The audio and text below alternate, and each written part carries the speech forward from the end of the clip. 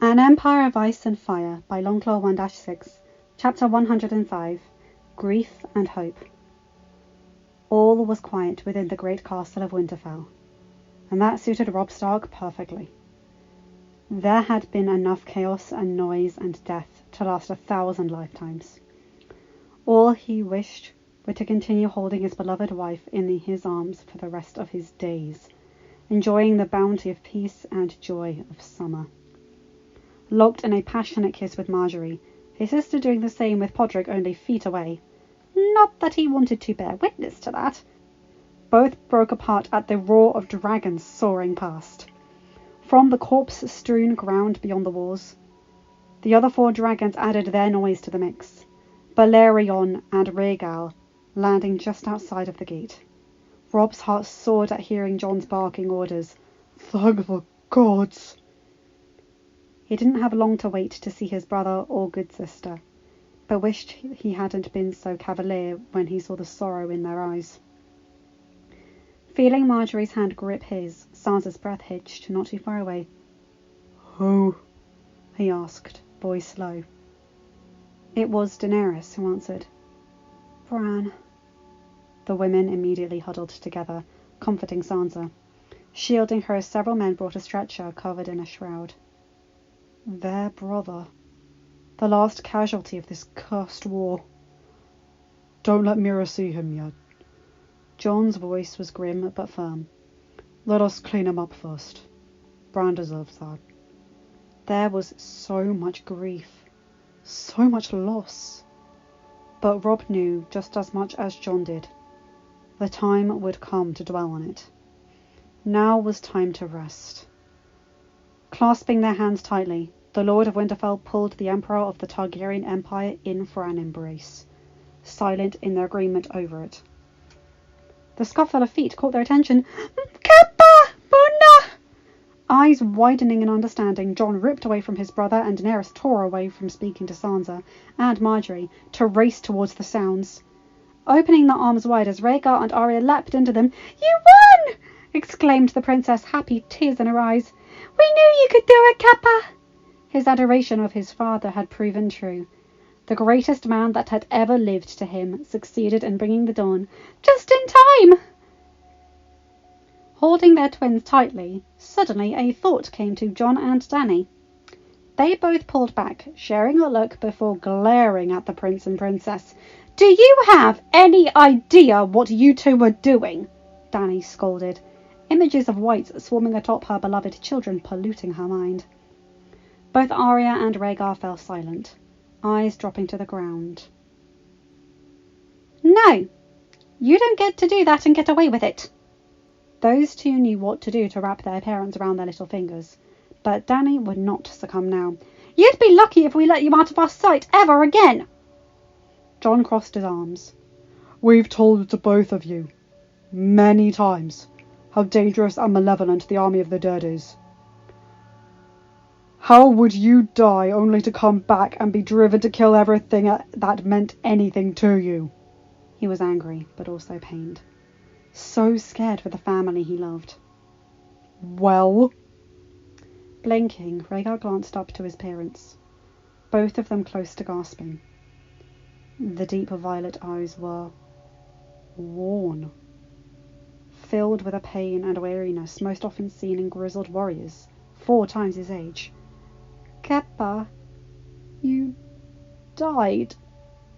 All the children in the shit world they existed in knew much about death and suffering. But for Jon and Daenerys, having grown up with the knowledge that their very birth brought only hatred, scorn, assassination attempts, it broke their hearts and softened their resolve when their beloved dragon wolves felt it. Arya was openly sobbing, running into Daenerys' arms. "They took you from us, Munna! We couldn't let them! We couldn't!" Unable to stop, any anger within the Empress just evaporated. Holding back tears herself, she just held her daughter, joined by her son, the Emperor wrapping his arms around all of them. Faithful direwolf arriving from the Godswood to nuzzle against them.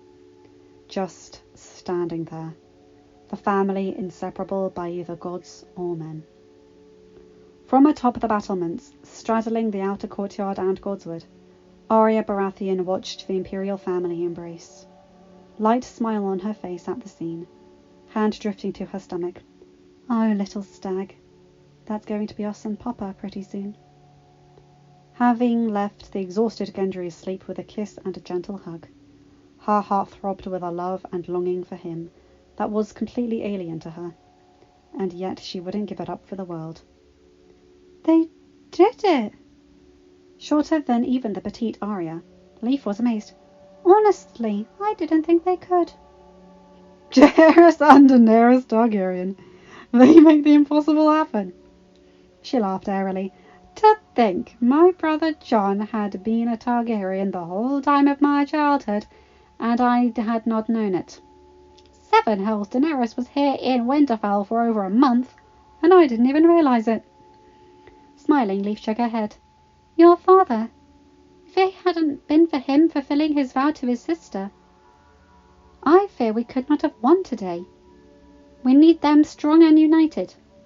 And they were. She gazed at the sun, enjoying the warmth. You have your home, and now I must go find mine. Where will you go? Of this, Arya was genuinely curious. Leaf offered a wan smile. The magic that created the lands of always winter is gone, and spring will return for the first time in thousands of years. Men will arrive in force, making it not the place for me. The last of the children of the forest gazed south, hoping to see a land without snow for the first time in millennia. The Isle of Faces, where the great heart tree is. They say there are some of my kind there, a place where I can finally find peace. Nodding, Arya bowed. I wish you a safe journey, Leaf of the Children. And are you, Arya of House Baratheon? A rustle of wind distracted Arya for the briefest moment, but when she looked back, Leaf was gone, disappeared into thin air. I wish I could disappear like that as well. She chuckled. Believe me, we all do. Sag for that Smith bitch. Arya tensed, swirling around to see a ghost. One she had never expected to see again. Jaw gaping in shock. You're supposed to be dead. The hound grinned, enjoying the fact that he had finally got one up on her. I ain't easy to kill. You got pitched into a river of wildfire. Arya sat atop the battlements, feeling the exhaustion come on. That should kill anything basically not a dragon. I got the scars to prove it, but it seems killing one of those fuckers gives you a shield or something. Rode my way back here just in time to slip inside the formations. Though it was embarrassing fighting among a bunch of Dornish. They're fucking good, but also fucking crazy. Sandor sat right beside her, ignoring the roll of her eyes. So think your brother would still want me on his Kingsguard? Got nothing better to do with my life. Grey eyes peered at him. You're not a knight. Nope, but I got a sword arm. That's good enough. The two of them sat in silence for a moment. Arya silent and Sandor tossing some pebbles that he found atop the stone. Knew you'd live. What about the idiot? Gendry's alive too. He'd be happy you cared enough to ask. He snorted. I don't care. Just wanted dibs on his armor. Sandor laughed as Arya punched him on the shoulder. Where's Dondarrion? Want to rub it in his face that I don't need Thoros the Drunk to save my ass. Arya tilted her head at him. He's dead. Luck ran out. Oh. Sandor was quiet. Poor bastard. Bluntly, that described everything that needed to be known about the War of the Dawn. All of those that died, on both sides. Poor bastard. Line break, afterlife. The light was blinding, bright as the fire of 10,000 suns consuming the sky, enveloping all around it. Marden Stark opened his eyes, finding himself in the middle of this whiteness. Head pulsing, body a deathly cold. His first thought was that it had all ended, that he had been successful. But that would have meant darkness. He rose, completely confused. Was he dead? Had the gods finally given him such a mercy? And it finally hit him. Jon Snow, Jaehaerys Targaryen, wielding the Lightbringer after the three-eyed raven had destroyed his dragonglass core. It wasn't a dream. The ones his soul would hold while deep under the madness of Xylus's black magic. No, this was real. He was dead. While it brought him some comfort, Marden still didn't know where he was. The afterlife? The Seven Hells? There was no way to tell. Just the enveloping whiteness, the light shining from everywhere. Suddenly the light grew brighter directly in front, so bright that Marden's palm shot up, blocking his eyes lest they burn. A small black shadow lessened part of the light, approaching quickly. And yet he couldn't bear witness to the shape until it drew close enough. "Brother!" At the voice, Marden's jaw dropped. "Serena?" His sister smiled at him, bright and filled with life. She ran to him, enveloping Marden in a hug. "I missed you so much, Marden." Crying himself, he returned the embrace. Then, feeling a large hand on his shoulder, faced with a large, toothy smile of someone he had hated for so long. Made to hate, rather. "Took you long enough to show up here," laughed Soren Targaryen. "She's waiting for you." He didn't have to be told who she was. "I doubt she wants to see me," Marden muttered, guilt and shame descending upon him. Soren patted his back. "She always wants to see you." With a little shove, he placed Marden right in front of a little meadow that suddenly appeared. Female figure sitting upon a rock. Daenerys Stark. His wife. All the words left him, Marden nearly falling to his knees. He would recognize the shimmering hair, the beautiful profile, anywhere. Legs trembling at the first glimpse of his beloved after so many thousands of years. "Johnny," he finally managed to murmur. No answer. Not even a glimmer of recognition. His heart pained, though he couldn't blame the beautiful angel for shunning him. "Johnny." The croak was barely audible, but Marden saw her head turn, eyes widening as they settled on his form, exposing her face, still utterly gorgeous. Refined Valyrian features radiant as the moment he had first laid eyes on her. Violet eyes, fierce and piercing, the gaze of a powerful dragon rider, stilling him as they had in an age long past, when both had graced the world. Gazing at him with an unreadable look, Marden summoned a courage he didn't know he had. Stepping forward, close to her, grey eyes sad and pleading. "My love." His planned words were cut off by a painful hook to the jaw. Daenerys Stark's fury, violets blazing hot with dragonfire, sending him sprawling, vision exploding into stars as he saw red, agony exploding through his system. Apparently, even in the afterlife, one felt pain.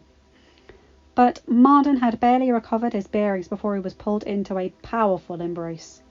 Slender arms wrapping tightly around his waist, Daenerys' body searing against his as she pulled them flush together. His wife buried her face in the crook of his neck, sobbing hot tears. "You're back!" Daenerys murmured. "I missed you so much, my wolf." "Daenerys." Marden felt undeserving. A demon corrupting the angelic soul in his arms, but too weak to break away. The pain he had caused, the agony, the death, all made him wish he had gone instead to the deepest of all hells. "I'm sorry. Shh, shh," she repeated over and over, tables turning as now it was his tears that fell, her body that provided the sweet comfort. Daenerys gently stroked the thick mane of hair she had so missed. It wasn't his fault. None of what happened was. She hoped that she could make him see that. They had all of eternity to do so. It doesn't matter. You're here. That's what matters.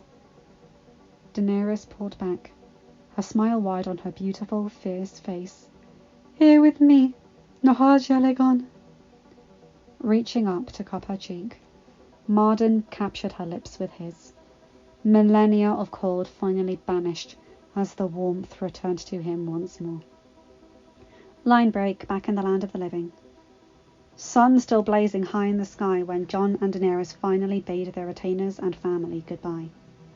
It had to be midday, or a little after it, a warmth not felt in countless moon turns returning to the lands of Winterfell. Few felt it. Men and women were passed out everywhere, in the courtyards, in the battlements, in every building or dwelling, collapsed in the hallways and in the armories, dead to the world. Catching a finally calm rest, exhaustion from the entire night of ferocious fighting, and weeks of restless panic careening over them like a tidal wave.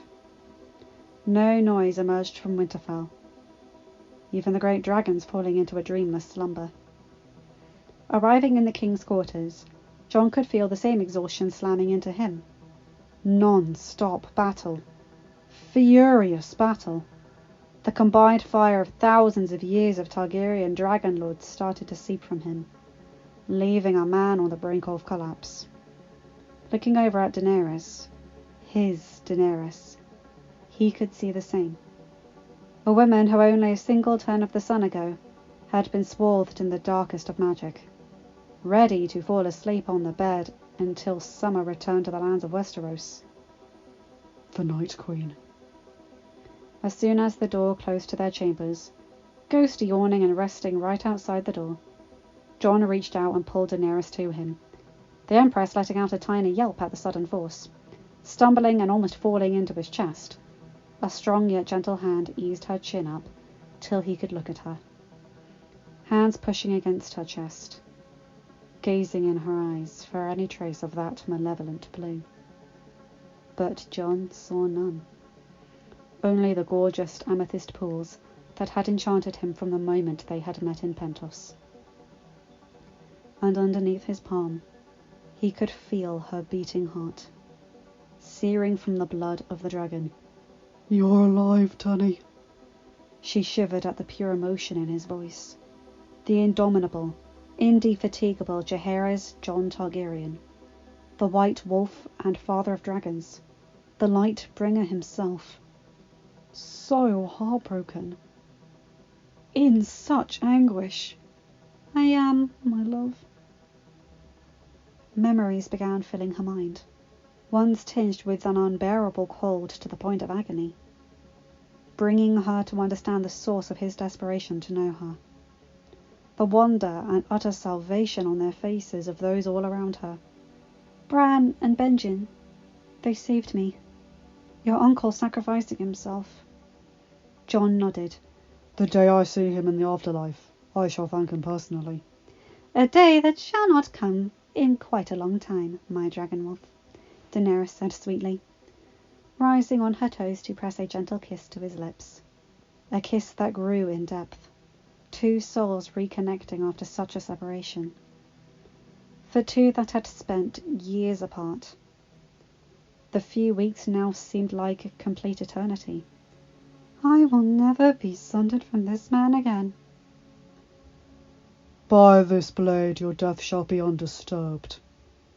The words in her earliest part of her ice-tinged memories hit her like the sharpest of daggers. Consider it a mercy. How Jon had pleaded with her, gazing at her with his beautiful greys, begging for her love and support, only for the thing that had been in place of Daenerys Targaryen to leave him in the snow to die. Monster. Frantically, Dany attacked the straps of his cuirass, nearly ripping off his gamison. This wasn't unfamiliar to Jon. He couldn't count the amount of times they had to commission new outfits from the tailors and seamstresses due to their lust-driven haste in stripping the other.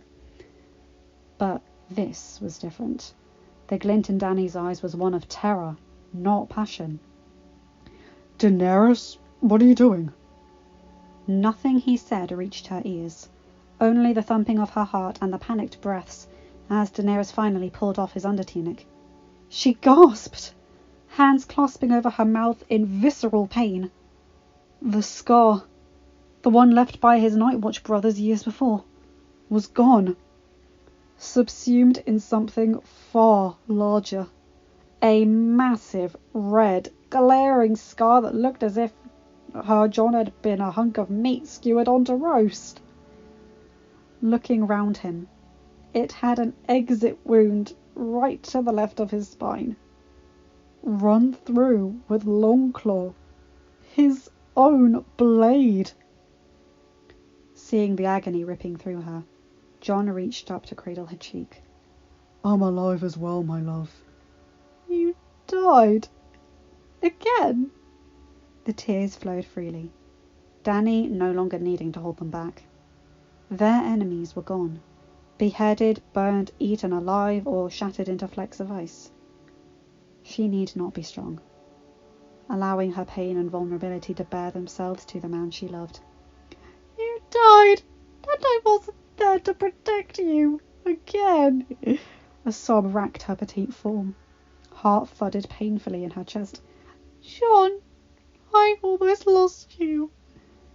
He couldn't find the words to comfort her. No words could truly stem the emotions she was feeling. All Jon could do was hold her tight, tears falling down his face. I almost lost you too.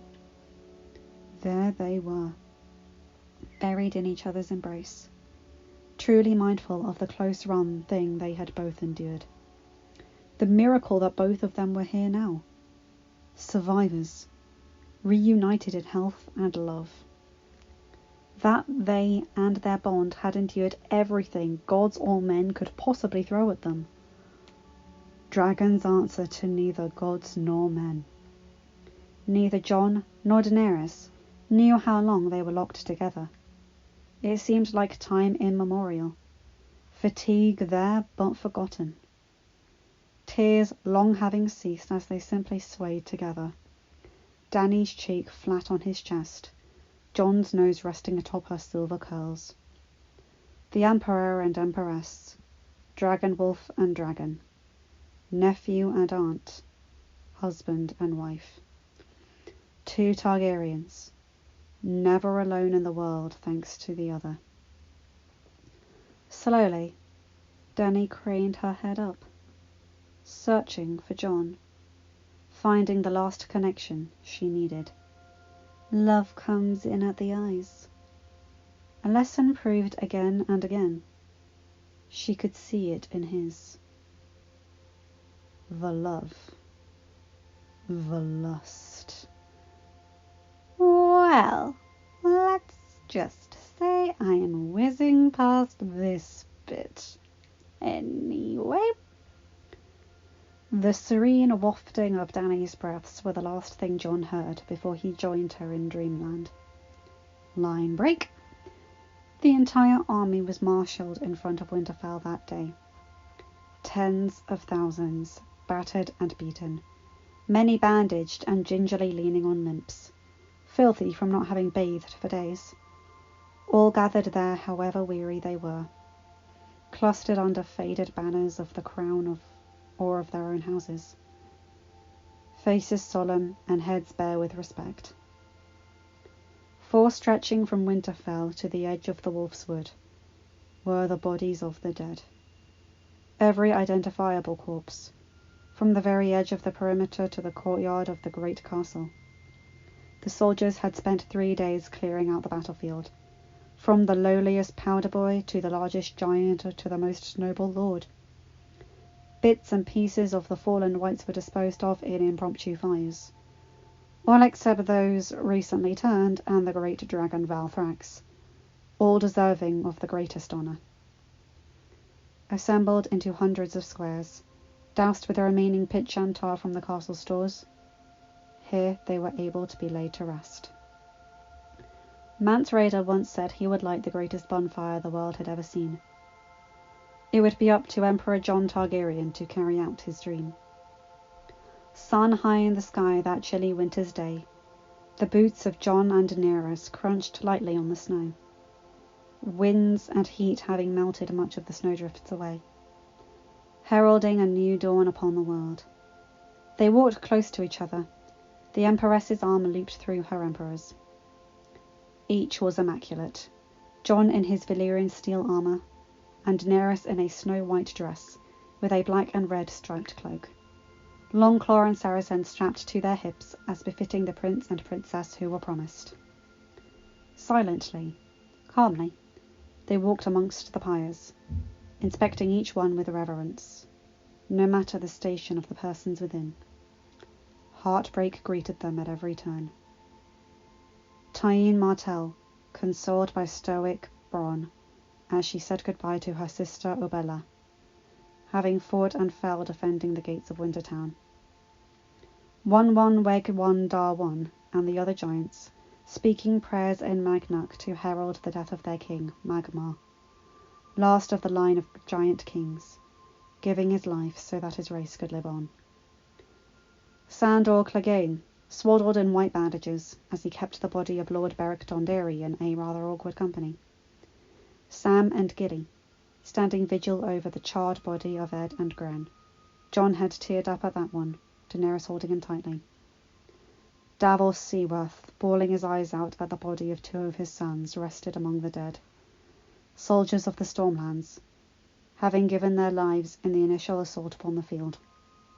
Jon and Daenerys consoled him as much as they could, but ultimately giving him the privacy to mourn his boys. A cluster of strapping warriors and statuesque maidens, all bidding their beloved father Tormund a restful journey into the afterlife. Joined among them were two Dothraki horsewives, bellies round and eyes filled with tears at the loss of their paramour. Tormund had died as he had lived, larger than life. The Lords of the Vale, pious to the core, praying for the soul of the brave Jon Royce. And one last pyre to visit, stationed apart from the others, alone in its row, and the closest to the gates, both monarchs stilled when approaching, Dany silent from grief, and Jon barely able to move. The Empress squeezed his hand, leaning up to kiss her. "You can do this, my love." "It was my fault," he croaked, accepting her comforting embrace, not fearful of the unabashed display of affection for the world to see. He had proven himself time and time again. "He died because of me." "No, it wasn't your fault, Jon." Dany was insistent. "He fought for the living, as you did. He made his choice, as did you." Taking his hand in hers, she led her dragon wolf to the last pyre, the place of honour for Brandon Stark, three-eyed raven and keeper of the dawn. Their family was already there. Arya and Rhaegar, the quiet prince holding his equally quiet sister in the crook of his neck, a stone-faced Robb, arm wrapped around Marjorie's waist. Sansa clutched to Podrick's side, face twisted in grief and holding back tears. Arya losing her composure, unabashedly sobbing as Gendry held her. Rickon white as snow, standing in shock at that his brother was no more.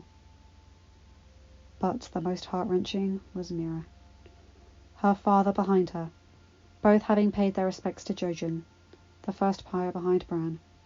She had collapsed to her knees, weeping and clutching the still corpse that had been her beloved. The manifestation of the cost of victory, the last victim of a tragedy thousands of years in the making. A young girl, heart shattered into jagged shards, sobbing at the loss of the only man she had ever loved. Leaving a kiss on Dany's eyelid, matting the tears found there, Jon stepped beside Howland and kneeled next to Mira, resting a hand on her shoulder. "He wouldn't want you to destroy yourself, sister." The sobs managed to still, Mira's form trembling even under the thick furs. I can't do this without him. I just found out. Her hand drifted to her stomach, confirming what Bran had told them just before he died. You can. Your family is here for just that. She and Bran might not have been wed, but they were still family. There was nothing that would keep Jon from legitimizing the child of his little brother when their time came. The pack survives, Mira. He never knew. He never even knew. He did. Jon was firm, wanting Mira to know this. Bran's last words were of you, of the love you shared, and the love you created. While the tears returned, somehow Mira was comforted by this, leaving Bran's body to embrace Jon, sobbing into his thick woolen gamison underneath his armour. My brother will always be with you, sister. Having walked to her children, letting them cling to her, Daenerys heard footfall from behind her. Your Graces. It was Jorah, his face grim and covered in cuts. We are ready. Tapping Jon on the shoulder, the Emperor stood with his wife, easing the trembling Mira back to her father. He met the gaze of each of his family, obtaining consent from all of them. Kappa! Jon looked down to find little Arya. Will we see your uncle again? Her lower lip quivered, though the princess fought to stay strong. Jon smiled wanly. His eldest daughter looked exactly like Dany. Leaning down to kiss her forehead, he hugged her. Yes, we will. Though your uncle won't want to see us for a long time. Are we honouring Uncle Aemon too? Asked Rhaegar, holding Dany close. Of course we are, my son, Jon answered, kissing Rhaegar's head. Dany cupped his cheek. Go with your Uncle Robb, sweetlings. We need to begin. The twins nodded, Ser Jorah escorting them back to the position of the Imperial family.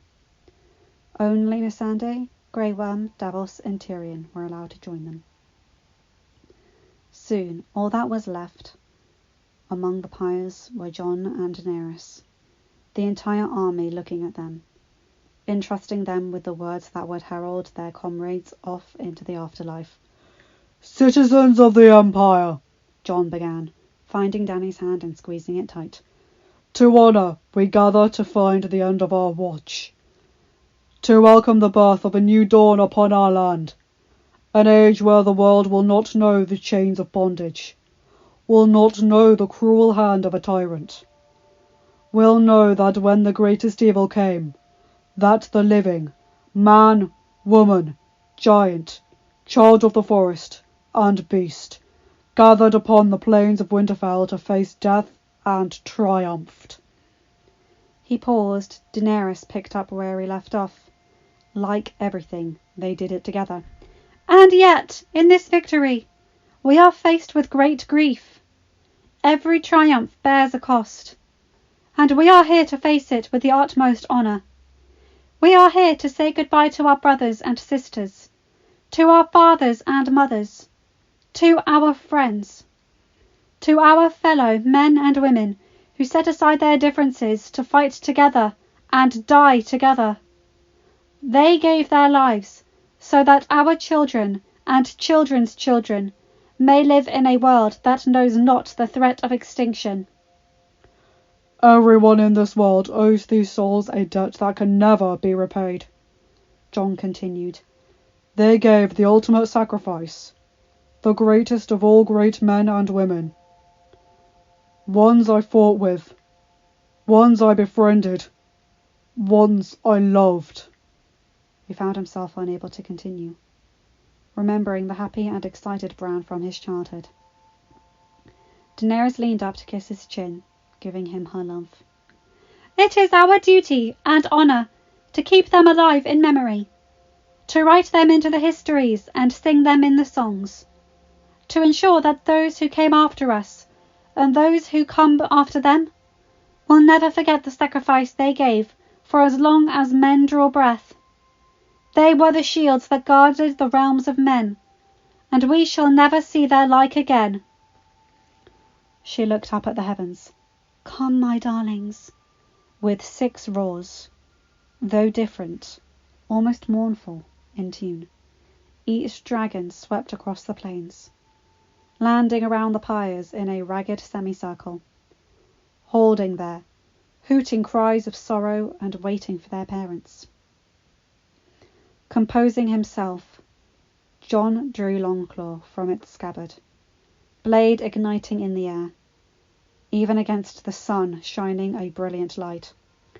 Our watch has ended, but begins a new one for our generations, and all generations to come. He stepped slowly to Bran's body, taking one last look on the brother he so loved. But their watch has ended for all time, and this day we send them to the everlasting rest and comfort, with an honour that even the gods will notice. A single tear falling from his cheek, John lowered his blade, pitch and tar coating the pyre, igniting immediately, covering the final 3-eyed raven in its flames. The command came simultaneously from both monarchs. Dracarys. Heads rearing back, Balerion, Rhaegal, Edaron, Rhaella, Leonaris and Sansenya let loose their jets of flame, filling the air with a scorching heat, billowing out till they enveloped the entire field of funeral pyres. Wood and thatch hissing and crackling as they lit up in a massive conflagration. Barely 10 seconds had passed before all was an inferno. Dragons pitching back and screeching to the heavens. A Valyrian herald to the afterlife not seen since the death of King Viserys I, hundreds of years in the past. Walking back to Daenerys' side, Jon took her hand, the two of them walking back to their family, turning to stare at the roaring pyres. Lord Brandon took the field, with his men as hard as steel, and we drove the bloody demons back to the sea. Before the blades had stilled, there were many hundreds killed. There's many a beauty lass sad tonight. The sad song of grief and hope left Jon's lips first. Daenerys glanced at him in a stunned silence, floored at how her beloved could sing so beautifully. A trait passed from his father, Rhaegar, one never indulged until now. A heartbreaking and breathtaking voice that serenaded the honoured dead. Well, we took his body home, and the drums and pipes did drone, and poured the fine black casket through the streets. We told his grieving wife that he loved her more than life, and gave to his young son his father's sword. Daenerys joined her husband in song, voice equally magical, as the Emperor and Empress drove the entire Imperial army to tears, ones of pain, but also of hope. Now the people they did dream of a land free and green, where no one can hear the battle cry. The fighting's gone too long, and it just drags on and on. I'd like to know some peace before I die. Now the entire army joined in, words of the northern funeral serenade louder than the flames of the greatest pyre the world had ever seen. And it's ale come in the morning, ale in the night. Another Honoris brothers has laid down his life in his final fight. We'll toast him till we're drunk, boys, and douse the candlelight, and tell them Lord Brandon is coming home tonight. End of chapter. Hi guys, hope you enjoyed that one. Oh, that's a beautiful chapter. It's absolutely stunning. I hope my singing at the end wasn't too cringy. Oh, that was lovely. Mira needing a hug, all the others needing hugs. And Dany's reaction to Jon's scars. And Jon checking for her pulse. Sandor coming back. Okay, yes, I like that. And him mentioning Gendry and Aura just like, you should be dead. That made me laugh. And of course, Tormund would have left two Dothraki horsewives pregnant. Of course. Why am I not surprised? Anyway, you guys know the drill. Like, comment and subscribe and hit that bell to get notified whenever I upload a new video. Have a good day, night or whatever time zone you're in. Bye my guys, gals and non-binary pals. I'll see you in another video. Take care.